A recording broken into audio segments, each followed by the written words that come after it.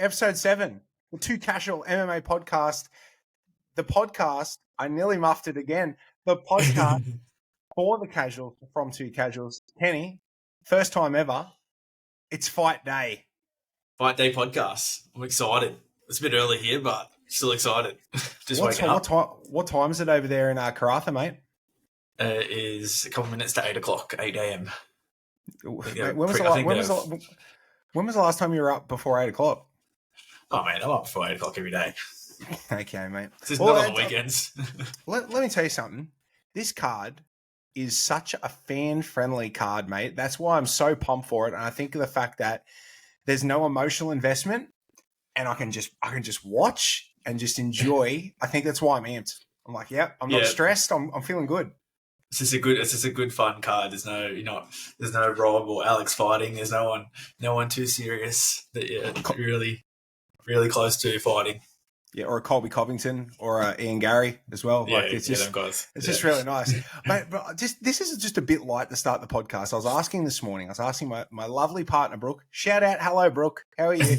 So, the T-shirt curse, it's a real thing, right? So whenever like I'm a fan of somebody, if I wear a T-shirt, they always get beat. Now, during the week, I brought a brand new T-shirt. It's the BMF Dustin Poirier, Justin Gaethje shirt. I'm not a Dustin Poirier fan. I actually bought it because I'm a Gaethje fan. So I'm asking you this. Does this count? If I wear this, is this part of do you feel like this is part of the curse or do you think it's crap? Absolutely, it has to be. Do you want Dustin to win or not? So I actually do. I do want Dustin to win this fight. You probably shouldn't wear the shirt then. But you know what? I actually don't mind because I'm not that big a fan. So if Benoit wins, I'm like, so be it. It'll just reassure the curse if it does happen.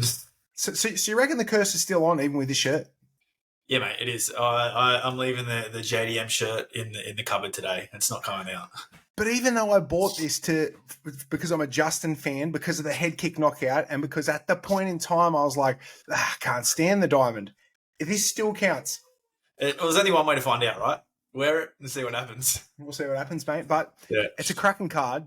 It is. But, mate, firstly, we had a little bit of a thought throughout the week, and you were talking about you were talking about how Australia is going to get a pay-per-view or a fight night or something around that regard. And you brought up the point saying, what the hell or who the hell can main event this bad boy? So, mate, lead the charge. Tell me your thoughts. What's happening in Australia? Mate, that's what I know. That's why I want to have a chat about it. UFC 305 will be in Perth in August. West is best. West is best. You know it. You're getting used to that. Yeah. And I'm not really sure who would headline that. It's a pay-per-view, so it obviously has to be a title fight. What title fight do we get in Australia now, having no Australian or New Zealand champions? Do we wait to see what happens with DDP and Izzy? Like, what do we get? The interesting thing, mate, the first thought that came into my mind was they can't make an interim middleweight title between Rob and Sean Strickland, can they? No.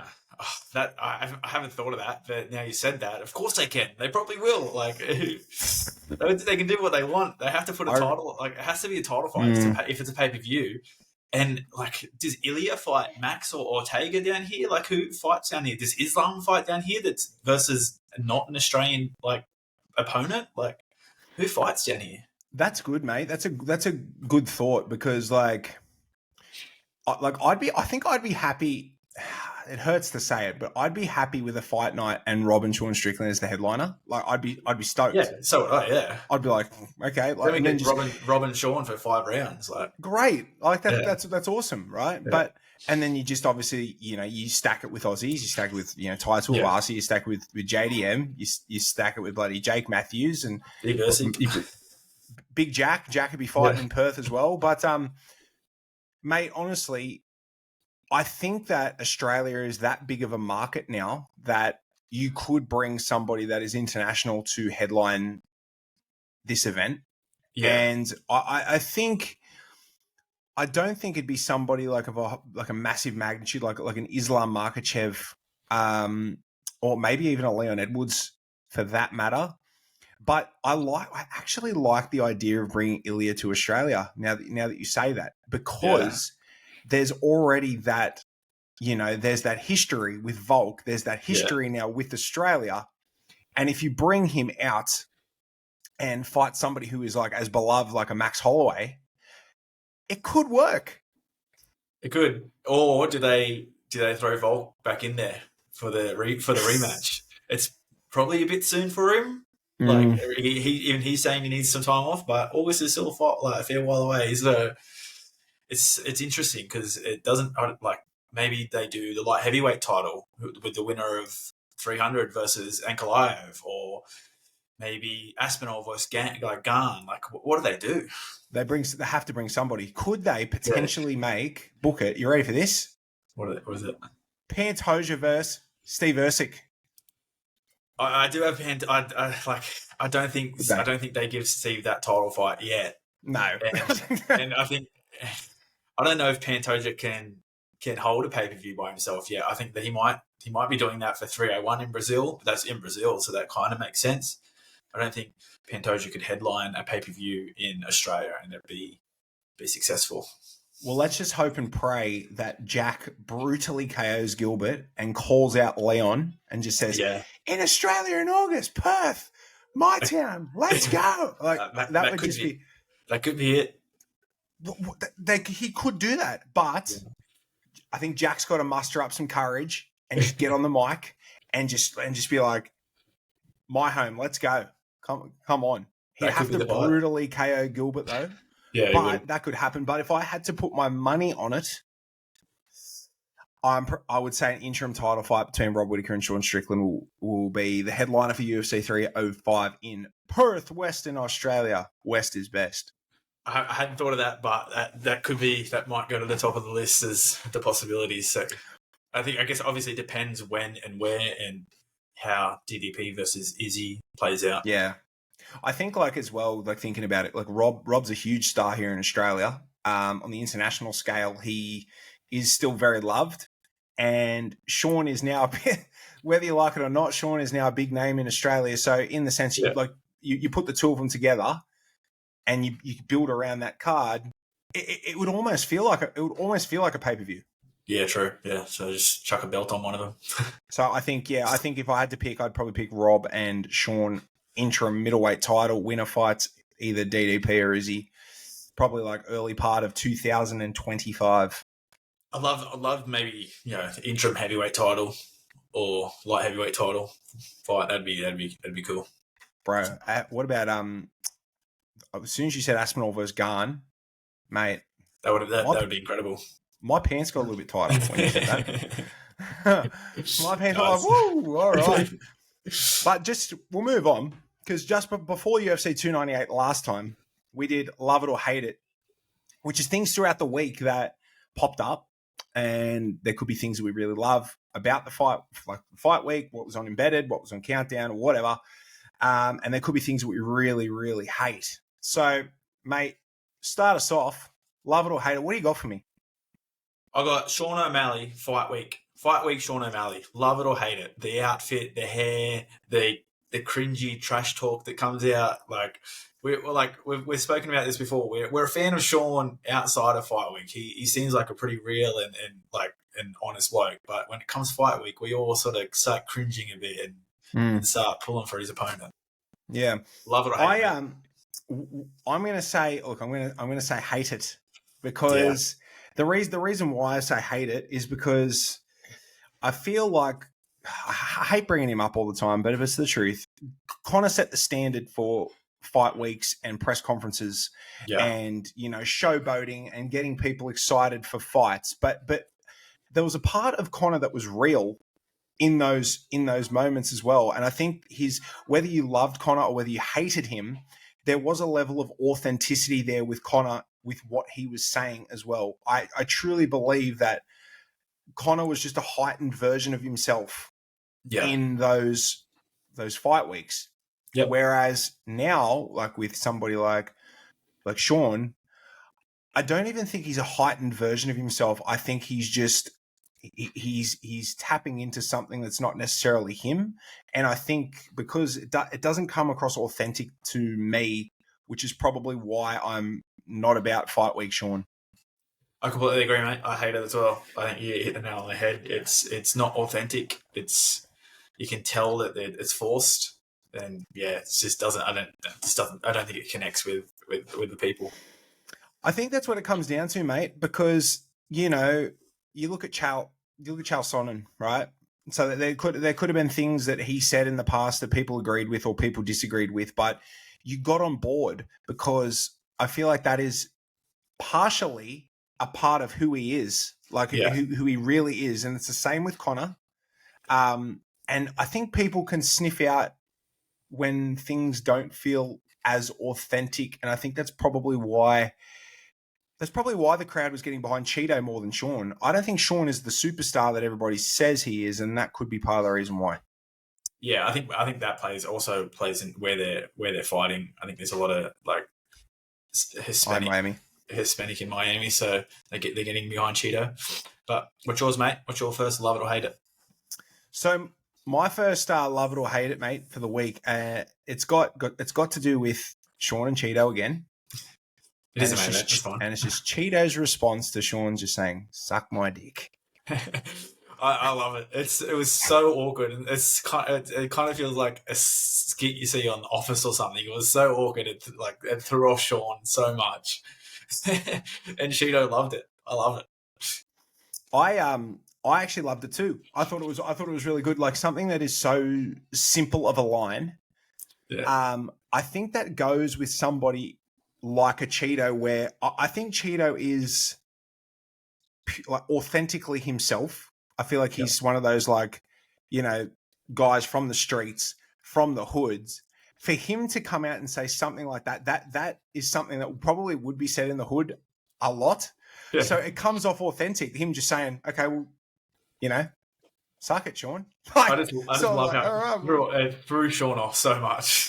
I was like, oh, okay, no worries, I'm all about it. And just the fact that Sean was just like, oh, that was weird. I was just like, it's so good.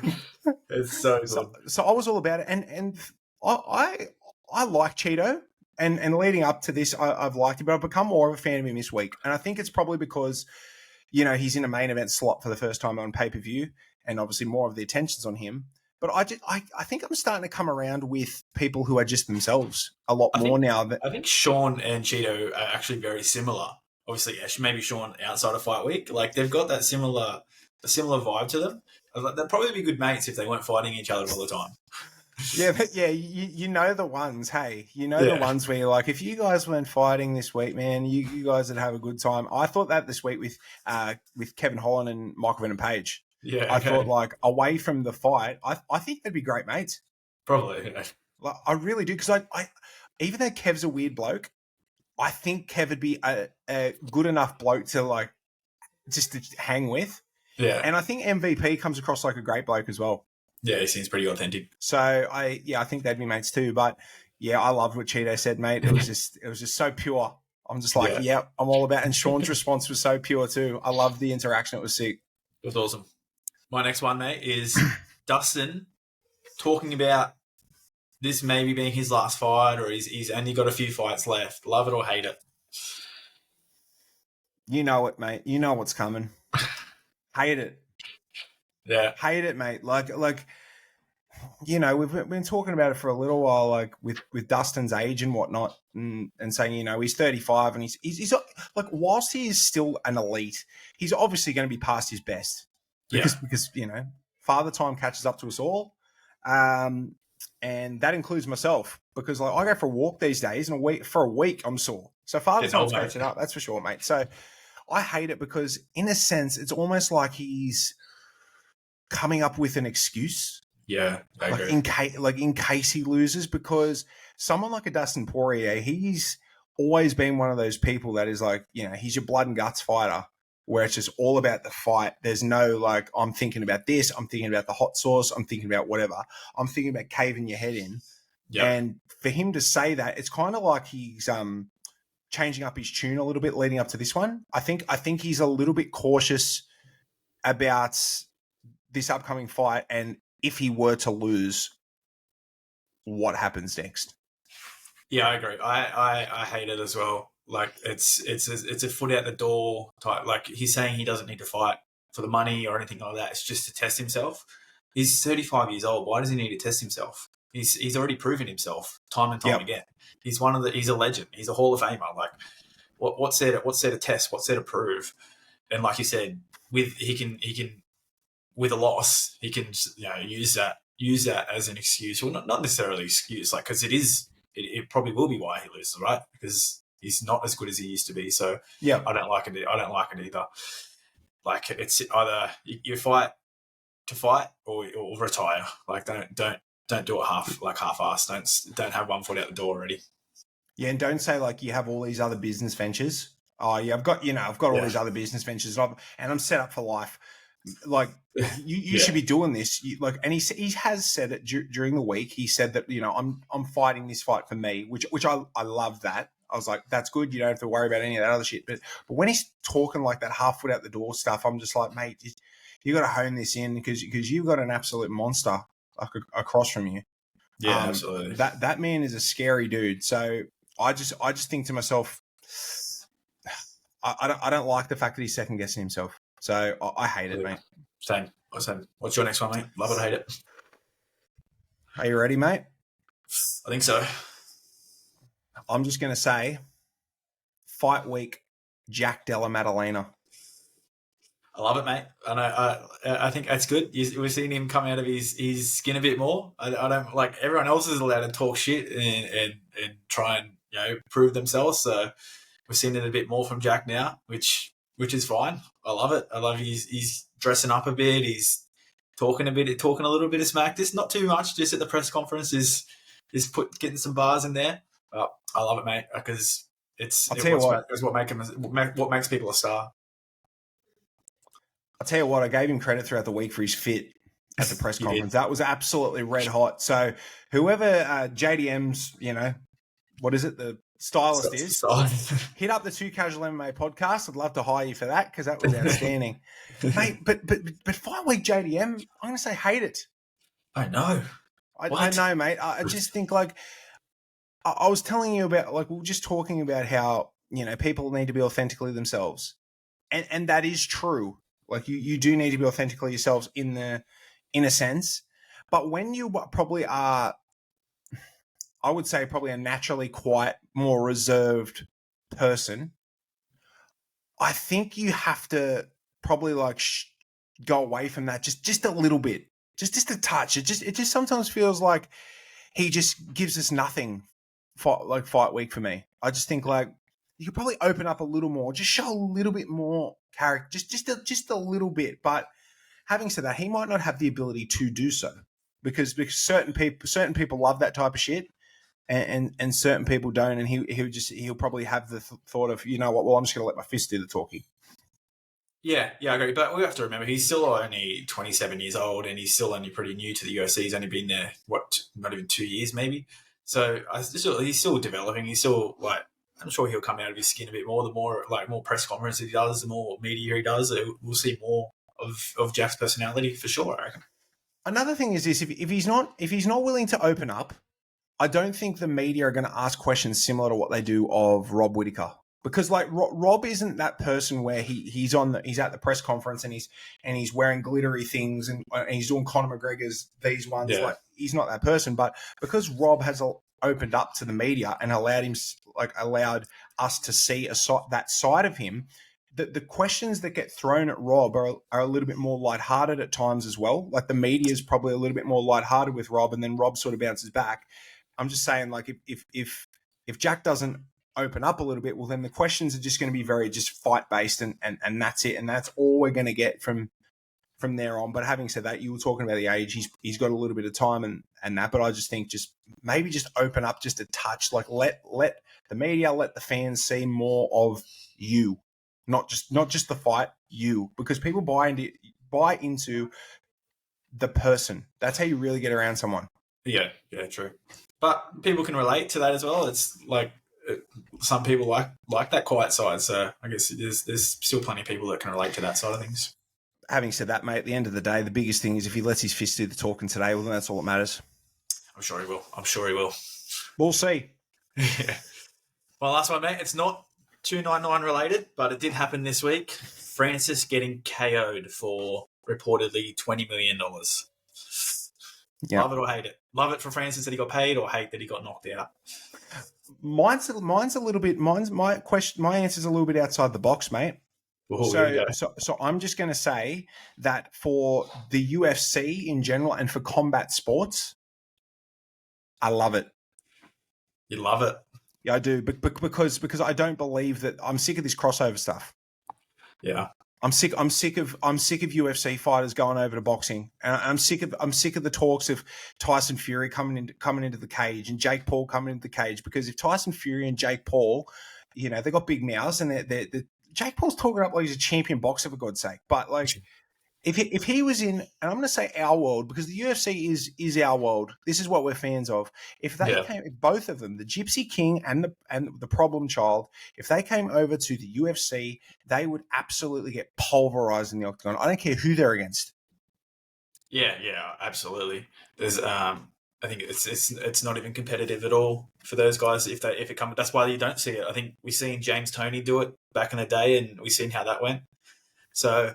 Yeah, I don't think that happens anytime soon. So, but like, I just like obviously I hate it for Francis because you know he's one of our most. I wouldn't say electrifying. He's probably one of our most scariest people that we've ever had in the UFC. Obviously, I don't like the fact that he got knocked out stiff by Anthony Joshua. Yeah, but hopefully, with this, a lot of people from the boxing side of things and the UFC side of things can go, well shit, maybe I shouldn't do it because it just makes a mockery. Like it just makes a mockery of combat sports. Maybe Dana was right, not let Francis go over. Yeah, like I just think it makes a mockery. Like, and I understand the appeal, and I understand that you have to like generate sales and you put bums on seats and all that sort of jazz, but. I like boxers staying in their lane, and I like UFC fighters staying in their lane. They're two completely different sports, and I just think that's. I just like the fact that both, you know, I like the fact of both sports staying to that because it does. It just makes an ass and a mockery of the sport, mate. I don't like it. Yeah, I'm in a similar boat. I love it for Francis getting paid. Like his story is absolutely incredible. Now he's just like riding high. Yeah, at the cost of being KO'd. Pretty brutal KO. Hate seeing that, but yeah, it's good to like boxing kind of needs these MMA guys now as it seems to build these big fights because. Boxers versus boxers, no one really tunes in unless it's a really big pay-per-view, a really big spectacle. So, you know, it's good that our guys, our world goes over. They need our guys to go over to make these big events. But obviously, it's like you said, it's a different sport. So I don't think it's going to be very successful for any MMA guys going over. So you don't like the fact that Francis got KO'd, obviously, but for his sake. Yeah. What do you think that does? Like, what do you think the KO does for him and like the UFC and like this whole crossover shit that goes on? I think like definitely probably puts a hold on people going like doing that crossover, like especially the big names, unless they're getting big paydays like that. Hopefully this gets Francis back into MMA and goes on a bit of a run, and hopefully potentially we get John versus Francis in the future. Like hopefully that leads to that, but you know, who knows? Francis, it might be worth Francis sticking around in boxing and fighting for a few million each fight. Who knows? The thing is, mate, with this is a great topic that you brought up, by the way, because he's fought probably the two biggest names in heavyweight boxing now. He's fought Tyson Fury and Anthony Joshua. He was not expected to win any of them. A lot of people across the world thought, including Anthony Joshua, who I saw yesterday, say, "You won that fight, bro, against Tyson Fury." Yeah, he's got nothing. He's got nothing to prove in boxing, mate. That's it. No, he's just. It's all come back and dominate. Yeah, come back and dominate. Come back and dominate in MMA, and take back the crown. Yeah, the only problem is I don't think John is going to fight much. So I only reckon we see one or two more fights out of John Jones. Hopefully one of them being Francis, but I think Dana's pretty stubborn. So I don't think that's going to don't think we'll ever see that, unfortunately. We're going to have to wait and see with that one, mate. But that was a really, really good Love It or Hate It. That was probably my favourite Love It or Hate It across the 2 episodes. So well done to you, mate.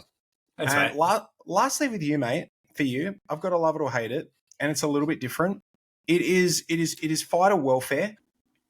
And do you love or hate that the fact of Merab being the backup fighter for UFC 299? Now I understand that he is the rightful number one contender because there's no one else. He is the number one contender.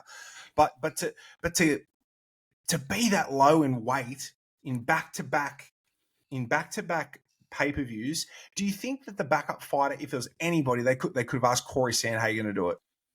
Yeah, mate, this was my next one. This was nearly made my level to hate it, actually, because I hate it, especially being the number one contender guy. Because we've seen it happen with Tony. There was one of the cards that he's still like. I think he's one of the Khabib fights maybe pulled out, and he still made weight, and then he fought a month later. I remember, again, yes, or something like that. And I do remember, and that was kind of the start of his skid, right? So I don't think a number one contender should be a backup fighter after fighting like so recently, making weight again, and then he has to make weight again when he does fight. So I agree. I would prefer it to be someone like Sandhagen, well, one of the other guys, if they do need a backup fighter. You probably do need backup fighters for these big cards because it does, like they do, obviously, like Cheeto. Maybe didn't make weight. Like it's a bit sus. He looked dead on the scale. Yeah, so like I do think they do need backup fighters, but I don't think it should be the number one contender because I think it's detrimental. Like, yeah, mate, I couldn't agree more with you. I liked the idea, and this is not necessarily like. I think they could have called Corey Sandhagen in to just say, mate, like be the backup fighter just in case. But I like the idea of maybe Petr Yan being the backup fighter just because he's already on the card, and there might be a bantamweight on the undercard that could maybe fight Song Yudong. That's a good point. Yeah. Yeah, I just like somebody that's already in that weight cutting process to be the backup fighter, and somebody that's already worked so hard like Merab. You like to get into that title picture and put his hand up and say, I am the number one contender there. There is no ifs or buts. It is me next. I don't like just being thrown in as the backup fighter straight away in the next pay-per-view because again, weight cutting is brutal, let alone a couple of weeks apart. Like that's just horrific. That's a setup for disaster, I feel. And he's already had some dramas solidifying himself as the number one contender.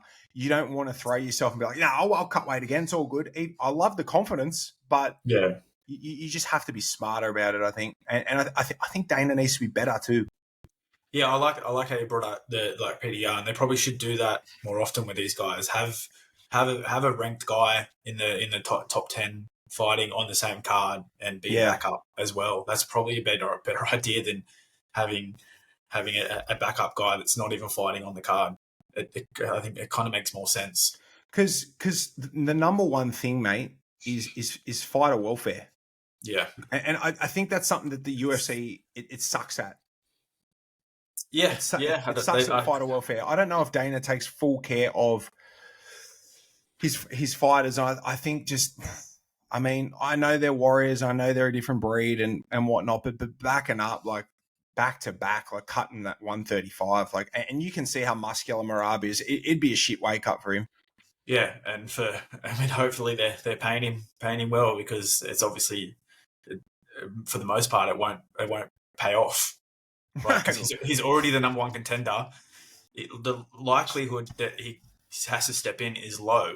So hopefully the payoff, the money is they're paying him for it because it kind of doesn't make sense at all to do it.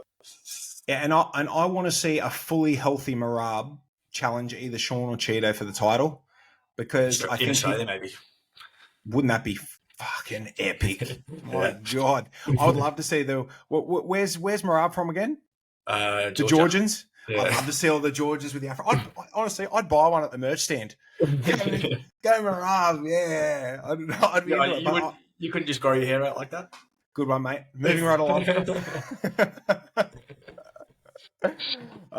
Anytime something hurts me, I just try and skim all over it. I can dish it, but I can't take it, mate.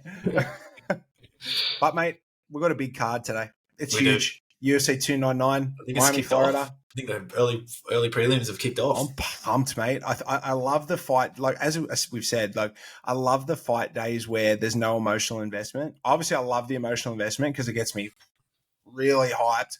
But I love the cards like this where it's just fan friendly. You don't have to be emotionally invested to really love it. And I'm just psyched. I'm ready to rock. A couple of hours time, it's good to go. And in a few hours time, mate, we're just going to talk about the main fights on the main card. And we're kicking things off with Petr Yan versus Song Yadong. We're going to give our official predictions. Mate, how does this banger, because it's that, I think that's what it's going to be. How does this go down, mate?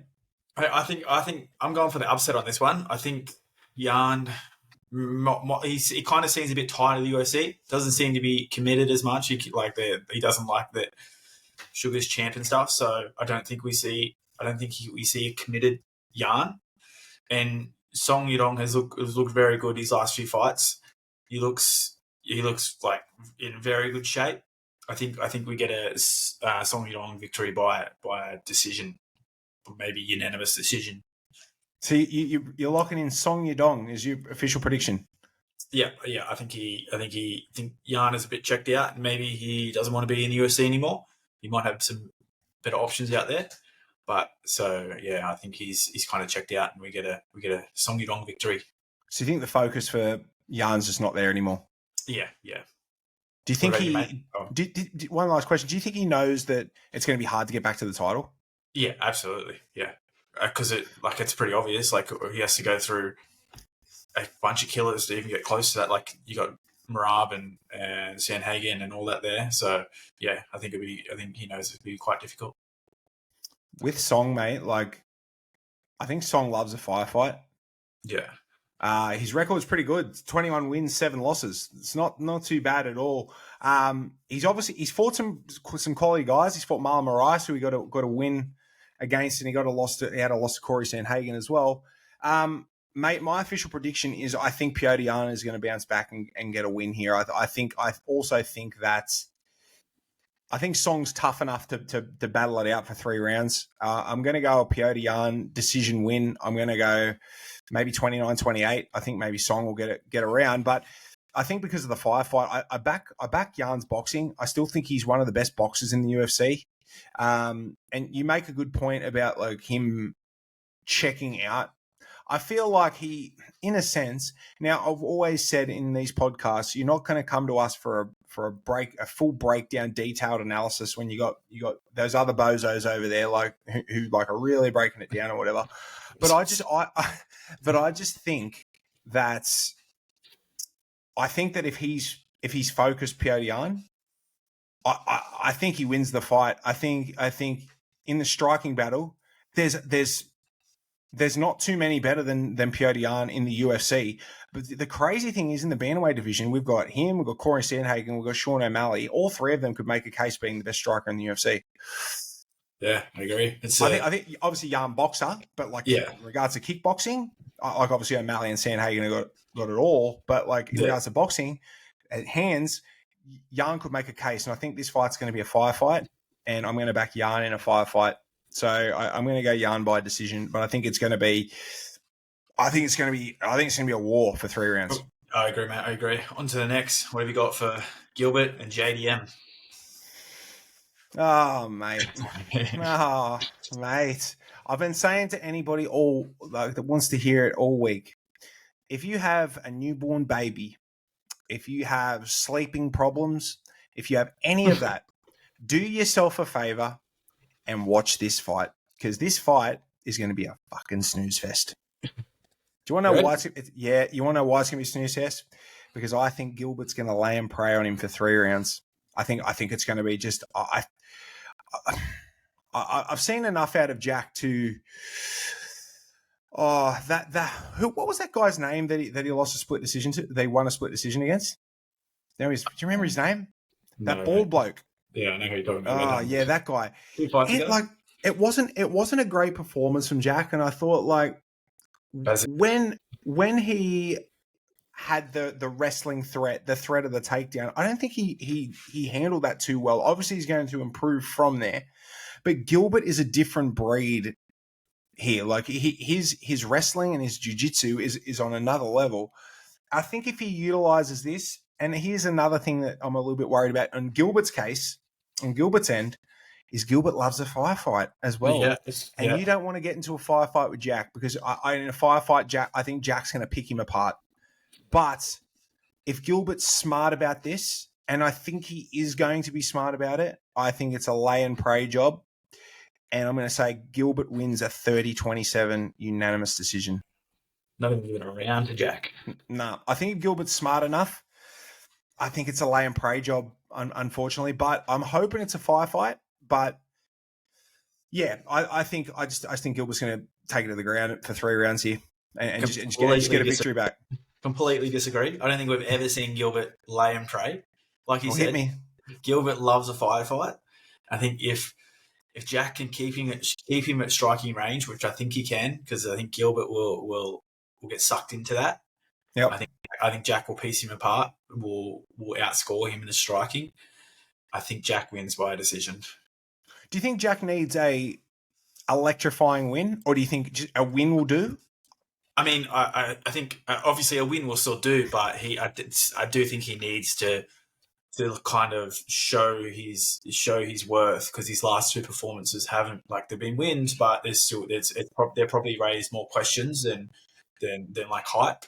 So he probably obviously a convincing win is better, of course. And he probably needs that. He probably needs to show his worth and show he's one of these top guys, and a convincing win over Gilbert does that. So I think Australia is a huge enough market where I think Jack just needs to win, because I think like Gilbert's a top 5 guy.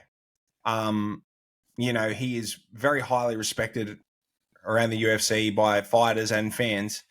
That I think like this is a massive scalp, no matter how you look at it, whether it be a KO, whether it be a decision, whether it be whatever. I think with Australia being a big enough market, I think a victory over Gilbert Burns, I think just a win's enough here for Jack to elevate his stock. What does he have to do to get above Shavkat and Bilal to get that title shot in Australia? Can he do that? I think he can get in front of Bilal, because it's clear as mud that like Bilal is not loved by Dana at all. Yeah. Like it wouldn't take much, and Dana knows that the Australian market is really big. Where with this win again over Gilbert Burns, I feel like Jack could elevate himself higher than Bilal in regards to the title picture. I think Shavkat's the next guy for Leon. Yeah. So I think that's going to be pretty well near set in stone. And I think that if Jack wins this fight against Gilbert, if he makes a big claim, he could almost get the loser of Leon Edwards versus Shavkat. Having said that, if Shavkat were to win, Leon probably gets a rematch. Yeah, I'm hating all these rematches, by the way. Just move on. Unless you've been a dominant champion. Like Leon's defended the belt twice. Once against Usman, once against Colby, who's been out for 2 years. Yeah.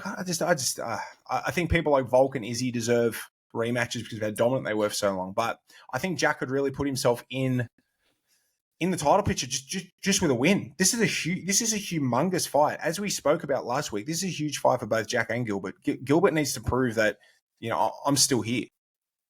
Yeah, I agree. I don't like. Yeah, Gilbert's kind of been a bit of a journeyman, kind of a bit of a gatekeeper. So yeah, Jack needs to show that he's better than that, and that he deserves to be in that title picture.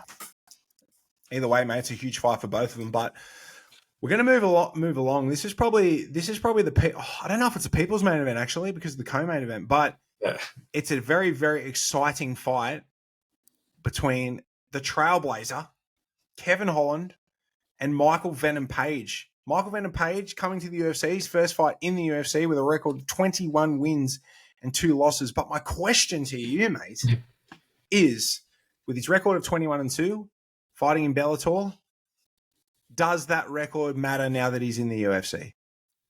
I don't think it does, because I think that record has a lot of padding in it. I think Yeah. Kevin Holland, MVP's kind of been known as a can crusher outside the UFC for a long time in Bellator. So I think it's exciting, and he has a lot of he's very good at striking, but I think there's a reason why he's not hasn't been in the UFC yet. And I think I think Kev Holland gets it done pretty easy today, and I think he wins by maybe round 1 TKO. Wow. Yeah. Round 1. Because in Bellator, Michael Venom Page is looking like Anderson Silva. Versus blokes like me. It's not hard to look like Silva when you're versing cans. You're not a can, mate. You're not a can. You're at least a drink bottle, a solid drink bottle. Yeah. You're good, mate. So you go on the Trailblazer for a win here.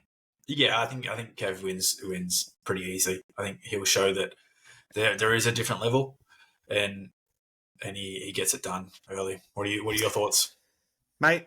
We spoke about this yesterday. We spoke about what we thought about like different things, and I'm changing my tune.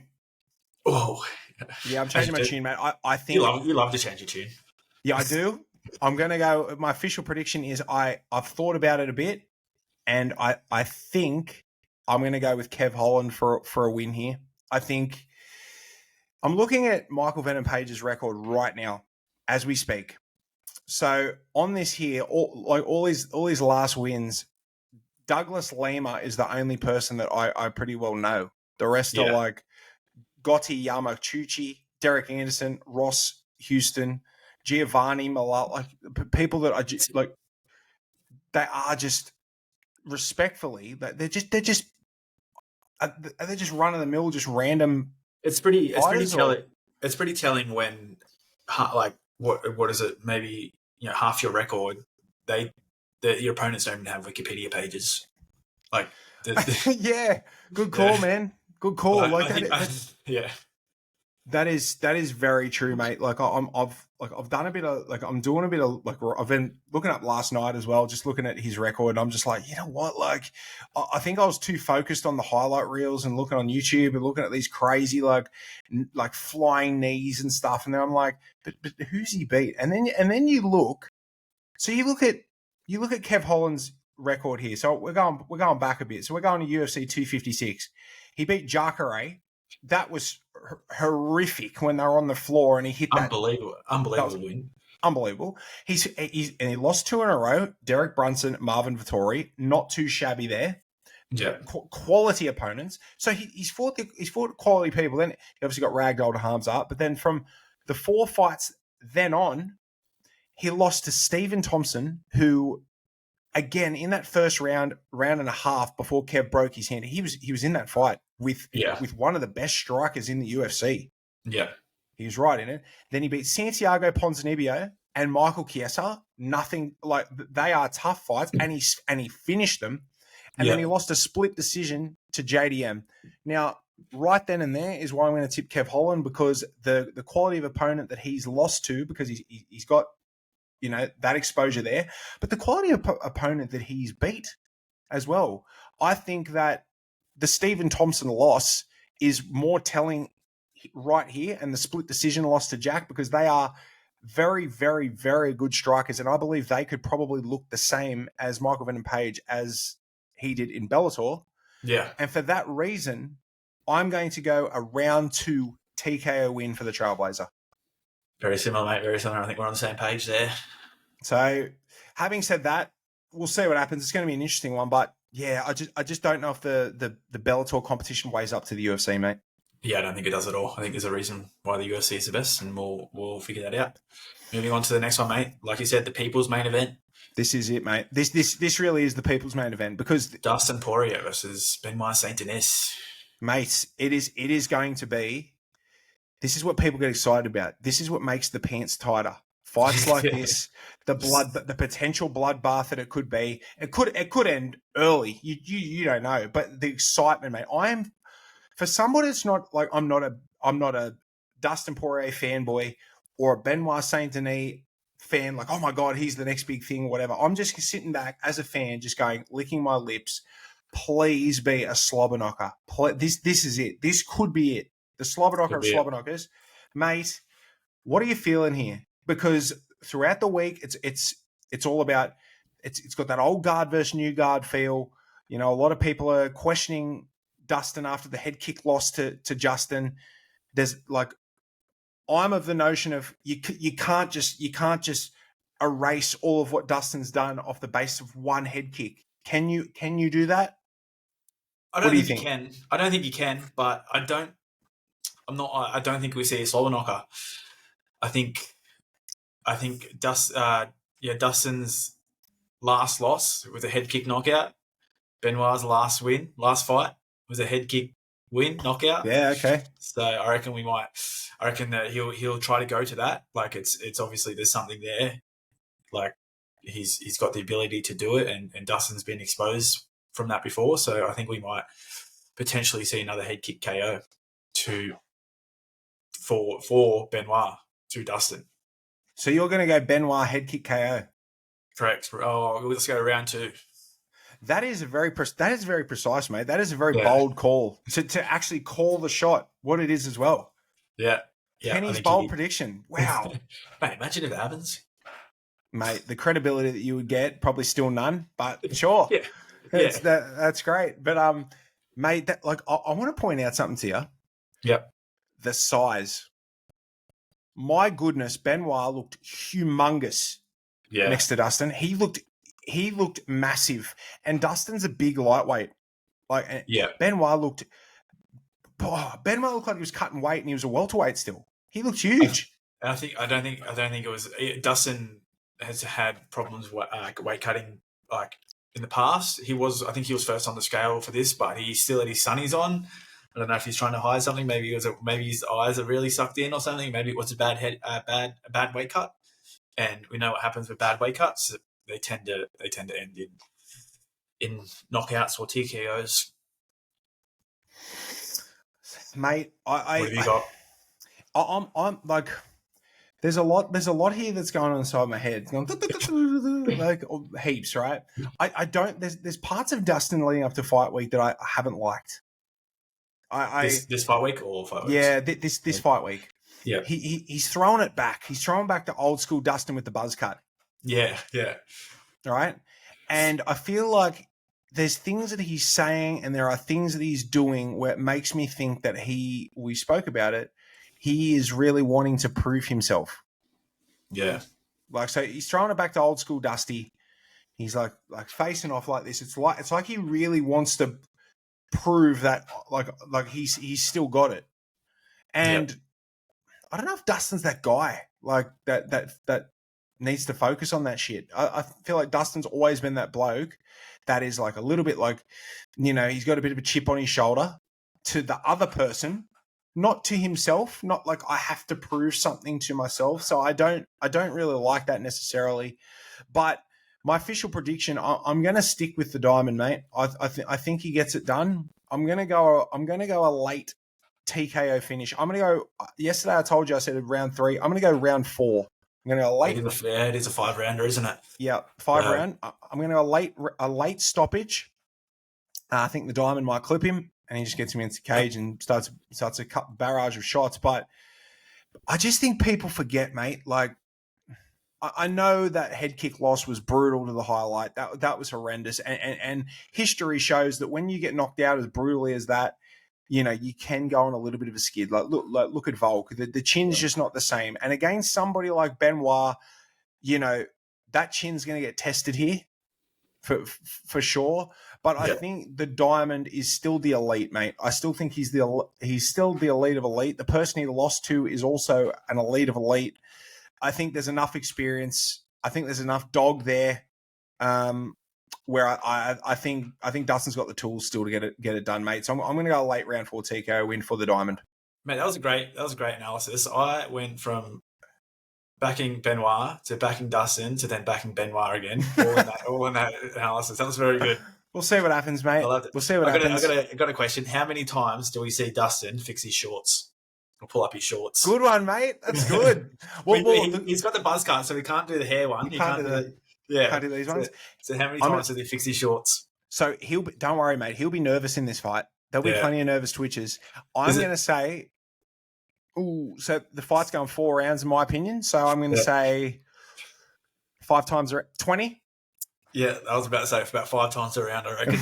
Because I think in that last fight, it became a thing before the fight that Dustin does this, and I feel like he caught on to that, and we've seen it more. He done it more, so now it's a thing. I think we'll see it more than we usually would. So I think 5 to 6 times around, I think we'll see it. How many times do we see it if he has the comb over? Yeah, it's that. It's that. He probably just adds to that, right? It's the short fixing stays the same, and then he just adds to the comb over. I want to see him do that. I want to see him try to fix it with his buzz cut. Still do it. Just run his hand over. Yeah. Good.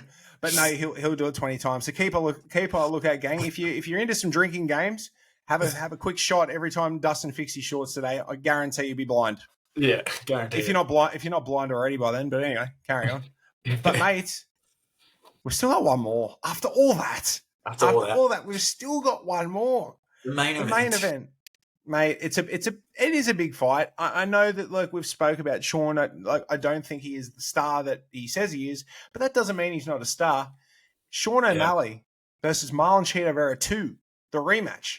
Obviously, Cheeto got the win the first time. Question it, whatever you want. It's still a win on Cheeto's record. The big talking point leading up to this has been the use of the calf kick. Can Cheeto replicate this, mate, and win undisputed gold? I'm not picking Cheeto. I think he can, but I think he had a very tough weight cut. It looked tough. I think if he had a clean-shaven face, it would be a lot more, like, you could see it a lot more. Like, he's kind of got a scruffy beard, so you can't see how much his face is sucked in. There was on the way, he had the sort of towel thing on the weigh-ins, and it was a bit sus. It looked like an elbow leak, something, trying to get that weight. So I think it was a very tough cut for him, and I think history is shown us after big weight cuts, your chin just doesn't recover, and to not have a chin against O'Malley, I think it's going to be a quick one for Sugar now. I've changed it, like, since seeing that weighing. I'm Sugar by round 1 KO. Wow, that's a big call. Yeah, I think I love when you make these. I think he just, as soon as he lands a clean shot, I don't think Cheeto's chin's going to be there. He's just going to. Fun fact: Cheeto's never, like Max Holloway, mate. He's never been knocked down or submitted. But sorry, Max has been submitted by Dustin. My bad. Yeah. But he's never been knocked down. Cheeto's never been knocked down or submitted. He's never been finished. Never been finished. But I think it comes today. I think it's there. I think that was it looked like a pretty heavy weight cut for him, and it just, your chin goes after those big weight cuts. I think the weight cut, mate, you make a good point. I think the weight cut's a really big deal because you see a lot of people have those brutal weight cuts. Obviously weight cutting is going to be poor for a lot of people, but the ones that look really sucked out and drawn out to the point that they've had like a humongous bend up, like in the desert, and they've like walked back to their hotel room. That's how he looked on the scale. Yeah. He looked awful on the scale. Yeah, he did. Yeah, I don't think it's going to be. I want Cheeto to win. Like, I think he has, like, he's been at it for 10 years now in the UFC. Mm-hmm. This is probably his only chance. I'm not doubting his drive or his commitment or anything like that. I just don't think his chin will hold up against a striker like Sean. How was Sean's weight cut? He hopped on the scales with Sonny's as well. He looked pretty, like, in the embedded. He was cutting and stuff. He didn't look great either. I'm no expert. I'm just going off what they look like, but I think Cheeto's looked far worse than Sean's. Yeah, Sean obviously, like, he could have Sonny's on for any reason, just for a bit of clout or whatever. But like, he didn't look too different body wise to what he normally does when he weighs in. Yeah, I think he's like, they're wearing Sonny's for a reason. Their faces are pretty sucked in, but I think he had a easier weight cut than Cheeto. Maybe he was stoned. Possibly. That could help. It dehydrates you, I guess. Whatever. Who cares? I guess that could work. What have you got? What's your pick? Mate, do you want to know something? I've been pretty 50-50 on this for a long time, and even when you were making your points, I was still deciding then. Yeah. Like I was like, shit. Like which way do I go? Because Sean's striking is so good. You can say what you want about him, but his kickboxing and his striking is unbelievable. Like elite of elite. And the thing is as well, mate, Cheeto's durable as F. Cheeto's one durable human. But do you know what? I've heard a lot of people during the week saying, including myself, I've questioned, can Sean go 5 rounds? He's never gone 5 rounds before. Can he do this? Is he a dog? Well, whether you think he won or lost that fight against Piotr Jan, I think he showcased that he can bite down on the mouthpiece. Yeah. So he does have that dog in him. I have to lock something in, mate. You have to pick one. You have to. Yeah, mate. You swayed me. I'm going to lock in Sugar for a win. What are we saying? My gut tells me. So, Corey Sandhagen made very light work of Cheeto Vera. And I think if Corey can do it, I think Sean can too. Having said that leg kick, the calf kick is still there because of how wide Sean's stance is. Yep. But I also think that Sean has improved from fight to fight since their last fight as well.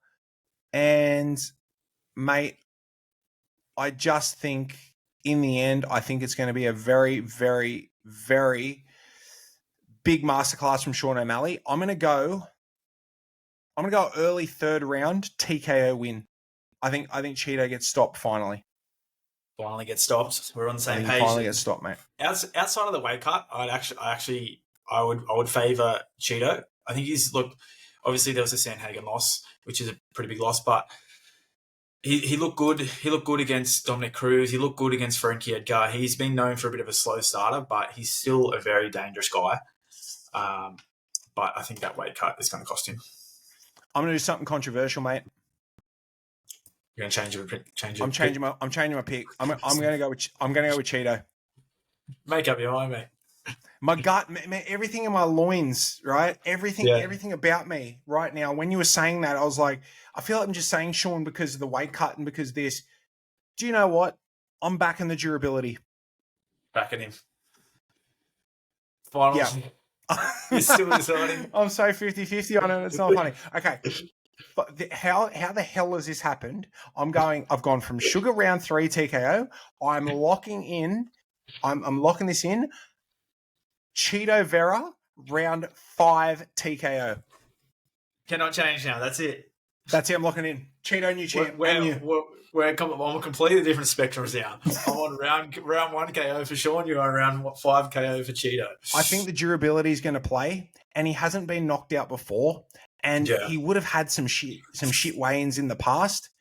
This is probably no different. There is a lot of pressure on Sean here. What the hell has happened? How have I changed my tune here? This is absolutely insane. But I feel like there is more riding on this for Sean, even though he's the champ, because he wants to prove that he is better than Cheeto because of that last loss. Cheeto's just in it like he's the blood and guts guy. He's like, all right, let's go. Let's see what happens. Cheeto's been known for a bit of a slow starter, so I think Sean can capitalize on that and get it done early. That's very true. I think it's close, mate. I think it could go either way, obviously, but I'm locking it in. Round 5, TKO, Cheeto Vera, and New. That's it. And you. How good are our picks? We'll see what happens. One of us have to be somewhat right, like close to being right. I got to improve from the 1 from 4 last time, mate. That was horrific. Yeah.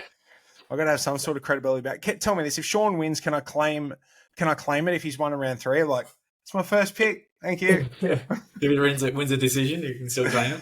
No, I'm going to go with Cheeto, mate. I'll lock it in. But, mate, enjoy the fight. Enjoy the fight card. It's going to be epic, mate. I hope that you're not too nervous for JDM's fight. But I'll be right for that one. Mate, just kick back and just enjoy this one, fight fans, because it's going to be an absolute ripper.